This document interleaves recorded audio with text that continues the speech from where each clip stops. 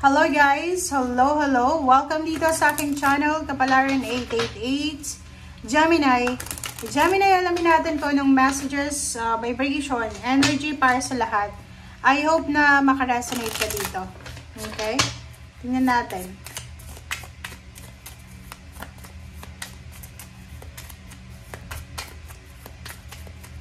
Okay. Gemini, wow. Oops, tatlo yung lumabas. Gemini, she feels, she knows, 22. Come to life, 5. Okay.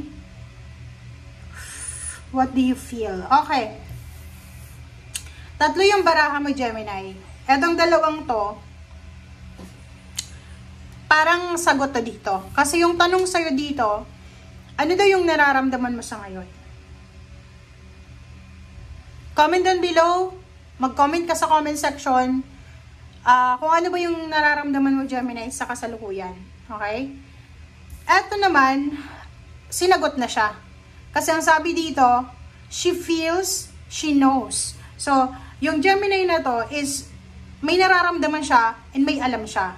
It's either sekreto, may alam siyang sekreto, or it's either may alam siya na paraan kung paano siya makasurvive or kung paano niya magiging maganda yung takbo ng buhay niya. Kaso lang, may 43.7 tayo dito. May isang Gemini na sa sobrang paghihintay niya, okay, na boring na siya.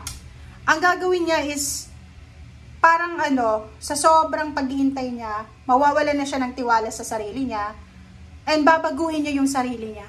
Diba? Parang ganon.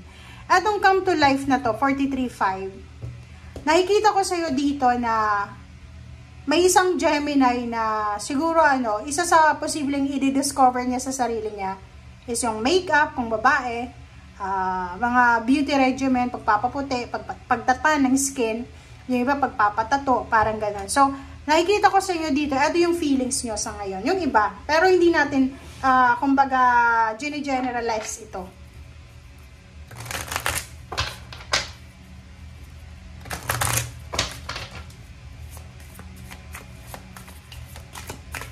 Oops, sorry.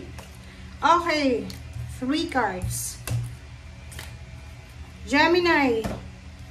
First card natin is cast spell, protection, and all. Healing.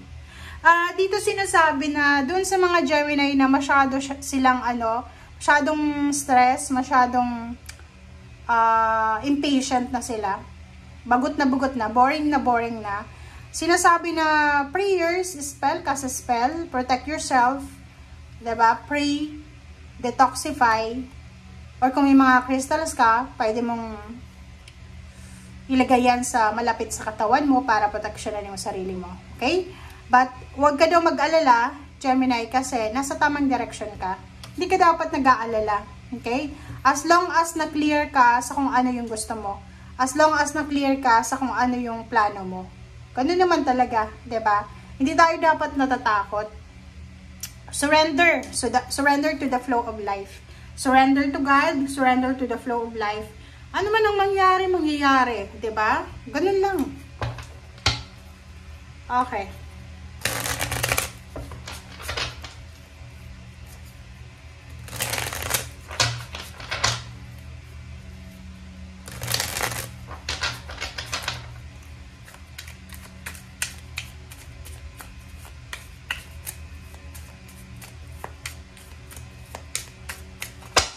Okay. The World card, may Gemini dito na marami siyang pinag-iisipan, decision making. And nakikita ko sa'yo dito na during this Venus retrograde, posibleng matapos mo na yung pag-iisip, yung procrastinate mo, and makakagawa ka na ng possible na solusyon or actions. Nakikita ko sa'yo dito, yung pinag-iisipan mo is all about financial, future sa financial mo. So, parang nag-aalala ka para sa future mo. Yun nga, kung talagang clear ka sa kung ano yung direction na tinatahak mo, huwag kang matakot. 'Di ba? Useless yung takot mo eh. Kasi wala ka namang control sa future. Magkakaroon ka ng control sa future kung sa kasalukuyan ginagawa mo yung best mo. Kasi yung result ng kasalukuyan ginagawa natin is future yun. Okay, the Sun. The Sun, there's parang reason. May mga rason para mag-celebrate. May rason para maging masaya. May rason para magkaroon ka ng transformation. Parang ganon. Oh. Ang ganda na ito. Pwedeng bagong love life, bagong friendship, bagong trabaho, bagong negosyo, bagong environment, bagong mindset. Parang mga ano to, healthy lifestyle. Parang yung iba gusto mag-diet. Oh. Nakikita ko sa'yo dito na hindi mo pagsisisihan ang lahat ng ito na babaguhin mo sa sarili mo. Diba? Especially yung iba na bago yung ano nila, bago yung pamumuhay nila sa physical world. Like yung mag-healthy lifestyle sila, change of lifestyle, parang gano'n, naalisin yung bisyo. So, nakikita ko sa'yo dito na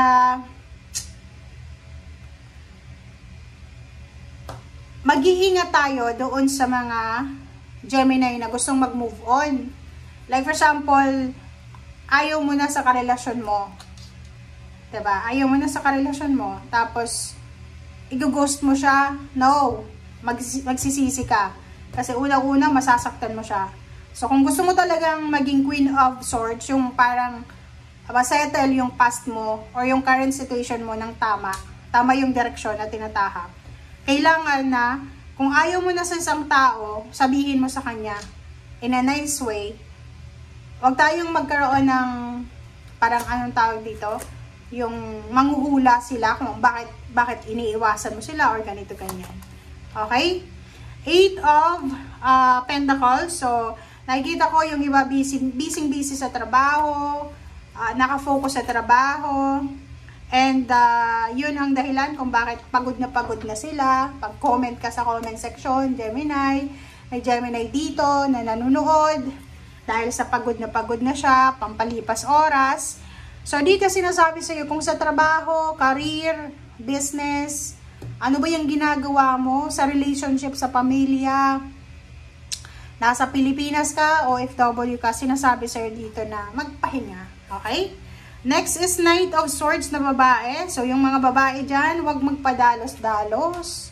Diba? Para hindi kayo masyadong ma-stress. Kasi pag nagpadalos-dalos ka daw, pwede kang pumasok sa tower season. So, parang sinasabi na pwedeng bumagsak yung foundation mo dahil sa pagiging mabilis. So, dito sa Chariot, sinasabi ng baraha na bago tayo gumawa ng desisyon, make sure na etong decision na gusto natin ay pinag-isipan natin ng 10 beses, maraming beses, para hindi tayo magsisi sa bandang huli. Parang gano'n yung sinasabi sa'yo ng Chariot. Kasi, ang Chariot na to, sinasabi sa'yo na kahit maraming tao yung sagabal sa gusto mo, or sabihin na natin rejection or distraction, or parang may gusto kong gawin ngayon mismo, gusto mong mag-abroad, yun yung pinaka-example natin. Ayaw ng pagkakataon hindi ka matutuloy. So, anong gagawin mo? Di ba maghihintay ka? So, habang naghihintay ka, hindi mo alam, gagalaw yung Chariot. Kasi itong Chariot na to, naka-destiny talaga yan, na gumalaw talaga. According sa kung ano yung purpose niya. So, kahit maraming sagabal, maraming hang-ups, maraming delays, kung talagang naka-destiny yan sa'yo, gagalaw at gagalaw yung season na yan para sa'yo. Okay? Thank you guys for watching. Bye!